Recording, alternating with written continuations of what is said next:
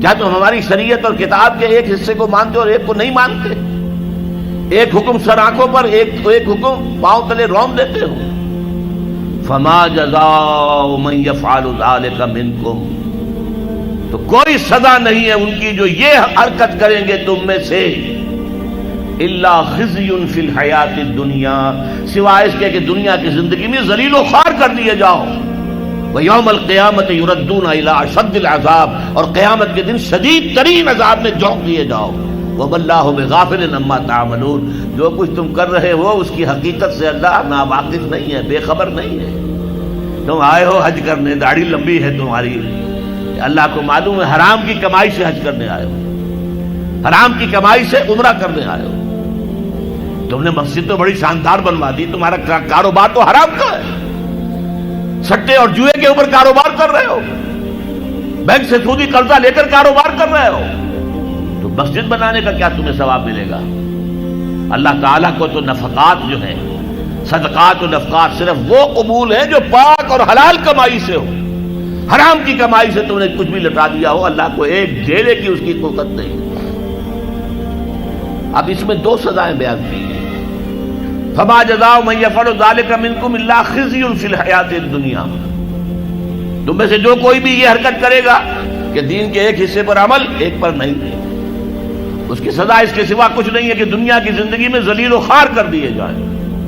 یہ تو نقد ہے جو دنیا میں ملتا ہے، اور آخرت میں جو سزا ملے گی وہ یوم القیامت یردون الی اشد العذاب، اور قیامت کے دن شدید ترین عذاب میں جھونک دیے جاؤ گے۔ اب آپ دیکھیے، پہلا عذاب تو ہماری نگاہوں کے سامنے ہے، ہمارے ماتھے پر لکھا ہوا ہے۔ آج ہم بعض لوگوں کے نزدیک 150 کروڑ انسان ہیں مسلمان، ہر چوتھا انسان مسلمان ہے، کم سے کم 125 کروڑ تو ہے ہی ہے، گویا کہ ہر 5واں انسان مسلمان ہے۔ کتنا بڑا علاقہ ہمارے قدموں تلے ہے، جائیے ادھر انڈونیشیا کے دور درازوں سے چلیے، جو جزیرے ہیں ان سے، اور چلے جائیے موریتانیہ تک، سالڈ علاقہ ہے مسلمانوں کا۔ بیچ میں آپ سوچیں گے ہندوستان بھی تو آ گیا، وہ مسلمانوں کا نہیں، 20 کروڑ مسلمان ہیں ہندوستان کے اندر۔ آج بھی دنیا میں سب سے بڑی آبادی کسی ملک میں جو ہے وہ ہندوستان میں ہے مسلمانوں کی۔ اللہ تعالیٰ نے ہر طرح کی نعمت دی ہے، ہر طرح کی معدنیات ہمارے پاس، ہر طرح کی نباتات، سب سے بڑھ کر آج کی دنیا کی قیمتی ترین شے تیل کا سب سے بڑا ذخیرہ یا ذخیرے مسلمانوں کے قدموں تلے ہیں۔ اس سب کے باوجود کیا مسلمانوں کی عزت ہے کوئی دنیا میں؟ کوئی حیثیت ہے؟ بین الاقوامی مسائل میں کوئی آپ سے مشورہ کرتا ہے؟ کسٹمی پرسد کے بھیا کیسٹی تم ہو کون؟ تمہیں کون پوچھے گا؟ ہم تو G7 بیٹھیں گے، G8 آ جائیں گے، G13 آ جائیں گے، G15 ہوں گے، اور کوئی مسلمان ملک نہ G7 میں، نہ G15 میں، نہ 3 میں، نہ 13 میں، کہیں نہیں۔ اور اب جو توسیع کرنے جا رہے ہیں، سیکیورٹی کونسل کے اندر نئی سیٹ کس کو ملے گی؟ سعودی عرب نے حال ہی میں کہا یہ مسلمانوں کا حصہ ہے۔ کیسے حصہ ہے مسلمانوں کا؟ تمہاری عزت، تمہارا دھیلے کی عزت ہے دنیا میں کہیں؟ تم تو اپنے معاملات نہیں سنبھال سکتے، تم نے دنیا کا معاملہ کیا درست کرنا ہے؟ تم تو ہمارے ہاتھ بکے ہوئے ہو، تمہاری حیثیت کیا ہے؟ تم ہو کون؟ تو یہ عزت کیوں آ گئی؟ کیوں نہ رہی ہماری؟ یہ ذلت کیوں آ گئی؟ فرمایا خزی فی الحیات الدنیا، دنیا کی زندگی میں رسوائی، بے عزتی۔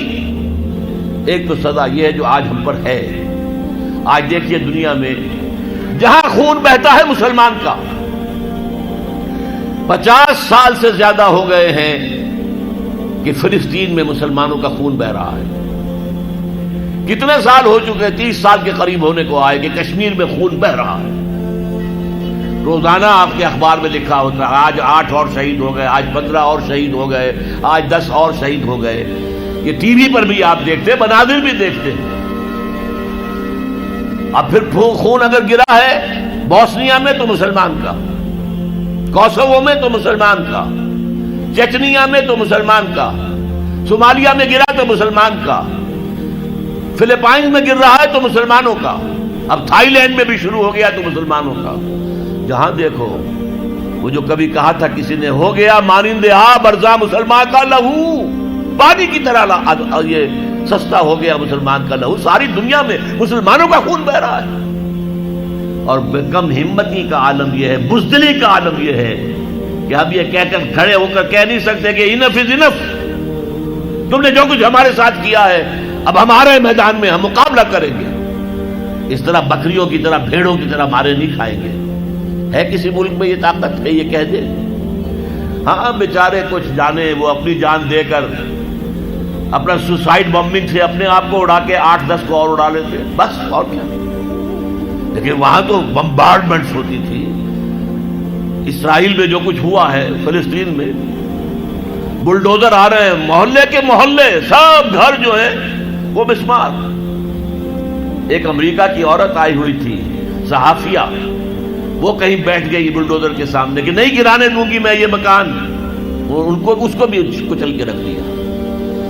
یہ حال تو دنیا میں تو جو ایک بے عزتی والا عذاب ہے، فما جزاء من یفعل ذلک منکم الا خزی فی الحیات الدنیا، دنیا کی زندگی میں رسوائی، بے عزتی۔ اب یوم القیامہ جو ہے مستحق تو ہم اسی کے ہو چکے ہیں کہ شدید ترین عذاب میں جھونک لیے جائیں، وَيَوْمَ الْقِيَامَةِ يُرَدُّونَ إِلَىٰ أَشَدِّ الْعَذَابِ۔ لیکن اللہ کی رحمت، اس سے امید ہے، بخش دے ہمیں۔ اللہ کی رحمت جو ہے ہمیں اپنے سائے میں لے لے تو بات دوسری ہے، ورنہ مستحق تو ہم اس کے ہو چکے ہیں۔